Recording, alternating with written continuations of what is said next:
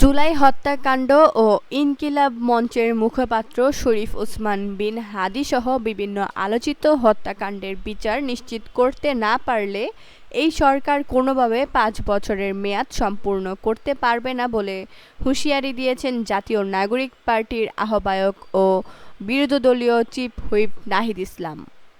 তিনি বলেন, জুলাই হত্যাকাণ্ড, শাপলা হত্যাকাণ্ড, পিলখানা হত্যাকাণ্ডসহ সকল গুম, খুন এবং শরীফ ওসমান হাদী হত্যাকাণ্ডের বিচার অবিলম্বে নিশ্চিত করতে হবে। বিচার যদি নিশ্চিত না করা হয়, এই সরকার কোনোভাবে ৫ বছরের মেয়াদ সম্পূর্ণ করতে পারবে না। আমরা জান দিব, কিন্তু জুলাই দেব না। জুলাই বিজয় হবে। মঙ্গলবার রাজধানীর বিজয়নগর পানির ট্যাংকির সামনে আওয়ামী ফ্যাসিস্ট কর্তৃক সংগঠিত সকল গুম, খুন ও গণহত্যার বিচার দাবিতে আয়োজিত সমাবেশে তিনি এসব কথা বলেন।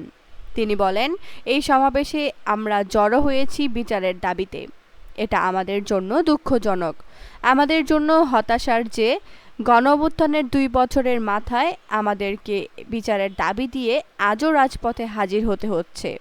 নাহিদ ইসলাম বলেন, আওয়ামী লীগ বিগত ১৬ থেকে ১৭ বছরে অসংখ্য গুম, খুন, গণহত্যা চালিয়ে এদেশের সাধারণ মানুষ ও বিরোধীদলীয় নেতাকর্মীদের উপরে তার পরিপ্রেক্ষিতে গণঅভ্যুত্থানের মুখে পড়ে শেখ হাসিনাকে পালিয়ে যেতে হয়েছিল দিল্লিতে।